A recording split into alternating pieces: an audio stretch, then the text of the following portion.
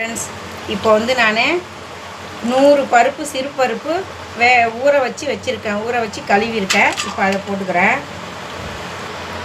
இப்போது மொத்த பருப்பையும் நான் போட்டு முடிச்சிட்டேன். 100 சின்ன வெங்காயம் கழுவி வச்சுருக்கேன், உரித்து அதையும் போட்டுக்கிறேன். ஒரு 2 பல் பூண்டு உரித்து வச்சுருக்கேன், 2 பூண்டு முழு பூண்டு அதையும் போட்டுக்கிறேன். தக்காளி ஒரு 2 தக்காளி வெட்டி வச்சுருக்கேன், அதையும் போட்டுக்கிறேன். இதை போட்டு இப்போ நம்ம அடுப்பு பற்ற வச்சுக்கலாம். அடுப்பு பற்ற வச்சுக்கிறேன். இந்த மணத்தக்காளி கீரை கடையிறதுக்கு இந்த மாதிரி வத்தலை சுட்டு தான் போடணும்.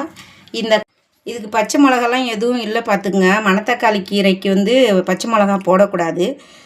வெங்காயம், சின்ன வெங்காயம், வெள்ளைப்பூண்டு, தக்காளி, வத்தல் சிறு கிட்ட வைக்காதுடா, அடுப்பு எடுத்து இது பற்ற வச்சுக்கிறேன்.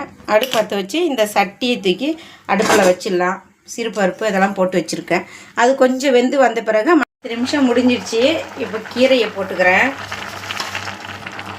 ஏன்னா அது ரொம்ப நேரம் கீரை வேகக்கூடாது பார்த்துங்க. கீரையை போட்டாச்சு. இப்போ அதை நம்ம பெரட்டி விட்டுக்குவோம். பெரட்டி விட்டு ஒரு 5 நிமிஷம் அந்த கீரை கொஞ்சம் அப்படியே வேகட்டும். அதுக்கப்புறமா நம்ம அதை இறக்கி நம்ம கடைஞ்சி தாளிச்சிக்கலாம். சரிங்களா? பாருங்கள், பருப்பு நல்லா வெந்து வந்துருச்சு, கீரையும் பருப்பும். இப்போ அடுப்பு ஆஃப் பண்ணிவிட்டு இப்போ நம்ம சட்டியில் போட்டுக்கலாம். இந்த சட்டி தான் நான் கீரை கடையிற சட்டி. பருப்பு எல்லாமே இதில் தான் கடைவேன்.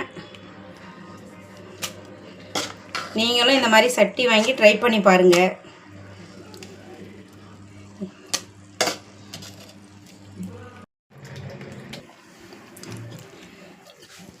இப்போது இந்த கீரையை இந்த சட்டியில் போட்டு நல்லா கடைஞ்சிக்கலாம்.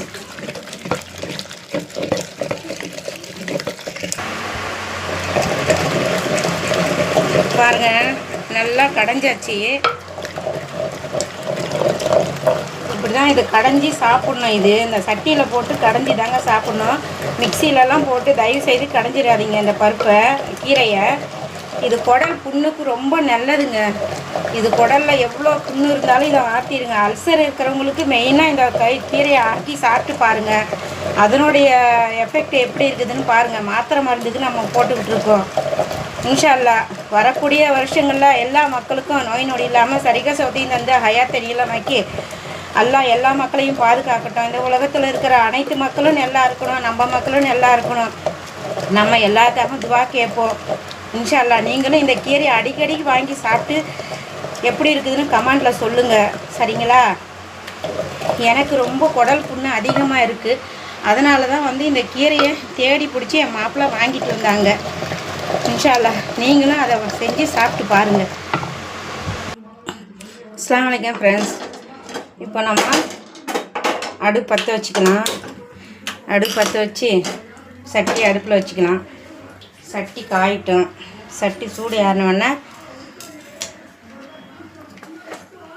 நல்லெண்ணெய் தான் ஊற்றி தாளிக்கணும் அந்த மணத்தக்காளி கீரை கடையிறதுக்கு. பாருங்கள், மணத்தக்காளி கீரையை செய்கிறது எவ்வளோ ஒரு நல்லது தெரியுமா? மருத்துவ குணங்கள் உள்ளதுங்க. இன்ஷா அல்லாஹ் நீங்கள் அதை செஞ்சு சாப்பிட்டு எப்படி இருக்குதுன்னு எனக்கு கமெண்டில் சொல்லுங்கள். இப்போ எண்ணெய் சூடாகுது. இப்போ கடுகு போட்டுக்கிறேன். கடுகு, வத்தல் 2 கிள்ளி வச்சுருக்கேன், அதையும் போட்டுக்கிறேன்.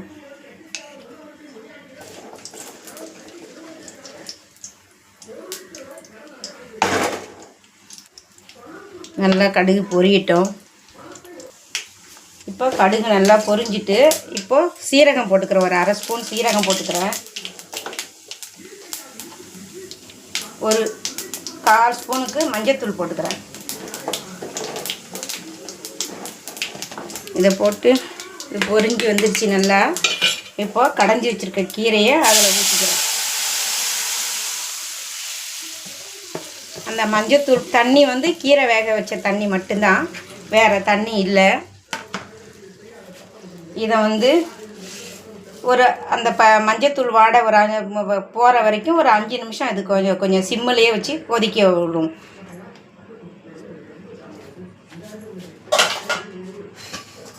இப்போ அதுக்கு ஒரு மூடியை போட்டுருவோம். ஒரு 5 நிமிஷம் கழித்து பார்க்கலாம். பாருங்கள், 5 நிமிஷம் முடிஞ்சிடுச்சு. எப்படி கொதி வருது பாருங்கள், கொதித்து வருது பாருங்கள். இன்ஷா அல்லாஹ் நீங்கள் இந்த கீரையை வாங்கி நீங்கள் அடிக்கடிக்கு செஞ்சு சாப்பிடுங்க. வாரத்துக்கு ஒரு முறை கூட நீங்கள் இது செஞ்சு சாப்பிட்லாங்க. சரிங்களா? இதை நல்லா கிண்டி விட்டுருவோம். இப்போது மஞ்சத்தூளை போட்டுக்கலாம். இந்த ஸ்டேஜில் மஞ்சத்தூள் போட்டுக்கலாம். இது உப்பு போட்டுக்கலாம். சாரி, உப்பு போடலை, இப்போ தான் போட போகிறேன். ஒரு அரை ஸ்பூனு உப்பு. அதுக்கப்புறம் காணாட்டி பார்த்துட்டு போட்டுக்கலாம். சரிங்களா? இப்போ அடுப்பில் சிம்மில் வச்சுட்டு நல்லா கிண்டி விட்டு அடுப்பை ஆஃப் பண்ணிக்கலாம். கருவேப்பிலையெல்லாம் இதுக்கு போட்டு தாளிக்கலைங்க. கருவேப்பிலை போட்டு தாளிக்க மாட்டேன். ஒரு சிலர் போட்டு தாளிப்பாங்க. உங்கள் விருப்பம். நீங்கள் வெங்காயம் வெட்டி போட்டு கருவேப்பிலை வெள்ளைப்பூண்டுலாம் வெட்டி போட்டு நல்லா தாளித்து சாப்பிட்டு பாருங்கள். நான் என் ஸ்டைலில் இப்படி தான் செய்வேன். உங்களுக்கு பிடிக்கும். நீங்களும் ட்ரை பண்ணி பாருங்கள். சரிங்களா? இப்போ அடுப்பை ஆஃப் பண்ணி மூடி போட்டுருவேன். பார்க்க போகிறோம் மீன் வறுவலுக்கு என்னென்ன ஜாமான்லான்னு பாருங்கள். சிக்கன் 65 மசாலா ஒரு அரை ஸ்பூனுக்கு எடுத்து வச்சுருக்கேன். சோம்புத்தூள் ஒரு ஸ்பூனுக்கு, சீரகத்தூள் 1 ஸ்பூனுக்கு, மல்லித்தூள் 1 ஸ்பூனுக்கு, காஷ்மீர் வத்தத்தூள் ஒரு அரை ஸ்பூனுக்கு, காஷ்மீரி மிளகாத்தூள் ஒரு ஸ்பூனுக்கு எடுத்து வச்சுருக்கேன். மஞ்சத்தூள் ஒரு அரை ஸ்பூனுக்கு எடுத்து வச்சுருக்கேன். உப்பு எள்ளுக்கானு போடுறேன். ஏன்னா சிக்கன் 65ல் உப்பு கலந்துருப்பாங்க அந்த மசாலாவுக்கு. அதனால் நம்ம சும்மா ஒரு எள்ளுக்கானு போடணும், அவ்வளோதான். சரிங்களா? ஏன்னா நம்ம நிறையா போட்டோன்னாக்கா அது திங்க முடியாது. அதுக்காக சொல்ல வரேன்.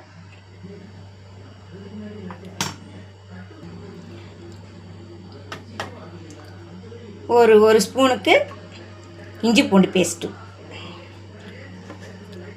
இப்போது ஒரு 2 ஸ்பூனுக்கு எண்ணெய், ஒரு பாதி எலுமிச்சம்பழம் எடுத்து வச்சுருக்கேன். அதையும் புழிஞ்சு விட்டுக்கலாம். இதுக்கு சீக்ரெட்டான ஒரு மசாலா இருக்குது. அது அப்புறமா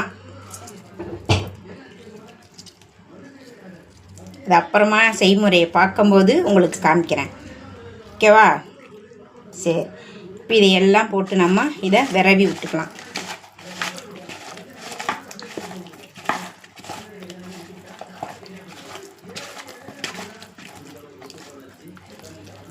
இது அயில மீன் தான் எடுத்து வச்சுருக்கேன். அயில மீனும் குட்டி பாறை, ஒரு 1/2 கிலோ மீன் குட்டி பாறை தான் வாங்கிட்டு வந்தாங்க.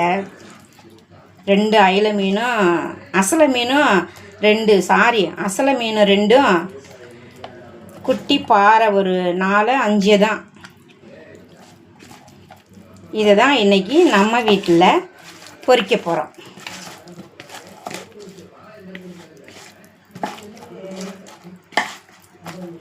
இது ஒரு 10 நிமிஷம் இதை அப்படி மேக்னேட் பண்ணி வச்சிடலாம். அது ஊறி வரட்டும். திரும்ப பார்க்கலாம் 10 நிமிஷம் கழிச்சு செய்முறையை. இப்போது அடுப்பு பற்ற வச்சு தோசைக்கல்லை அடுப்பில் வச்சுட்டு ஆல்ரெடி அது சூடாகட்டும். 10 நிமிஷம் ஆகிட்டு நம்ம மீன் மேக்னேட் பண்ணி வச்சது. இப்போ அதை நம்ம பொரிக்க செஞ்சுருவோம்.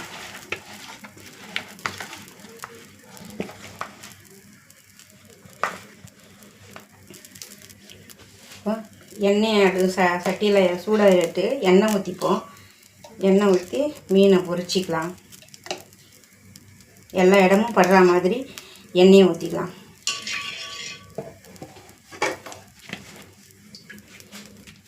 இப்போது மீனை அடுப்பில் போட்டுக்கிறேன். எண்ணெய் சட்டியில் வச்சிடுறேன் மீனை. நான் தோசைக்கல்லில் தாங்க மீன் பொரிப்பேன். எப்போவும் மீன் பொரிக்கிறது தோசைக்கல் தான். எனக்கு அதுதான் கம்ஃபர்டபுளாக இருக்க மாதிரி இருக்கும். உங்கள் விருப்பம். நீங்கள் எண்ணெய் சட்டியில் பொரிக்கிறீங்களா, இந்த மாதிரி தோசைக்கல்லில் பொரிக்கிறீங்களான்றதை கமெண்ட்டில் சொல்லுங்கள். ஒரு 10 நிமிஷம் அது மீன் வெந்து வரட்டும்.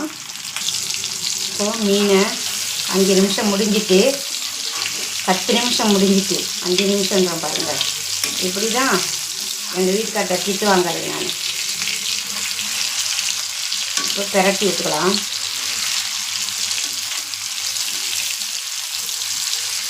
பிரட்டி விட்டு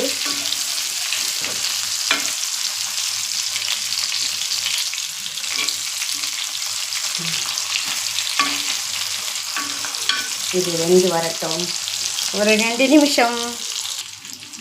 பாருங்கள், உங்கள்கிட்ட சீக்ரெட்டான ஒரு இன்க்ரீடியன்ஸ் சொன்னல, அந்த இன்க்ரீடியன்ஸு இதுதான். அது என்னன்னு கேட்டிங்கன்னா கடலைப்பருப்பு, வேர்க்கடலை, இதை வறுத்து பொடி பண்ணி வச்சுருக்கேன். இப்போ இதுக்கு மேலே நம்ம தூவிடுவோம். இதுக்கு மேலே தூவி நம்ம அதை பிரட்டி விட்டு எடுத்துக்கலாம். சரிங்களா? இப்படி பிரட்டி விட்டு எடுக்கும்போது இந்த மாதிரி மீனுக்கு மேலே போட்டு நம்ம பிரட்டி விட்டு எடுக்கும்போது அது ஒரு தனி டேஸ்ட்டு. சரிங்களா?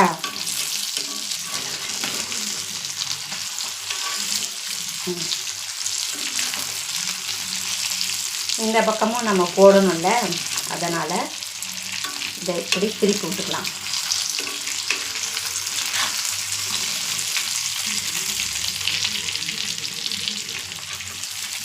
நீங்களும் இதை மாதிரி ட்ரை பண்ணி பாருங்கள்.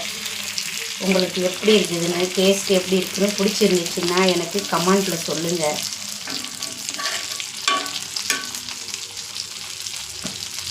இப்போ இதுக்கு மேலே இந்த பக்கம் தூவி விடுவோம்.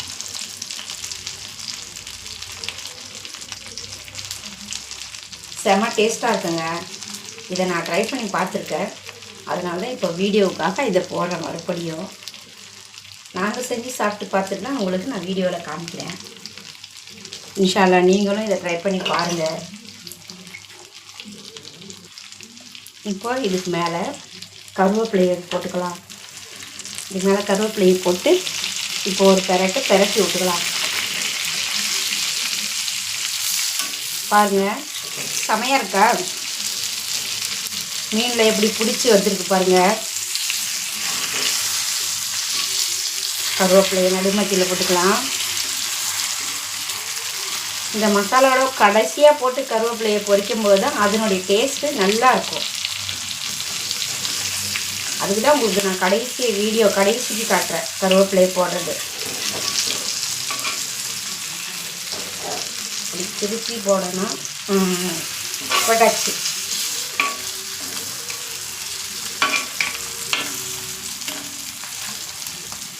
அவ்வளோதாங்க, மீன் வறுவல் ரெடி ஆகிடுச்சு.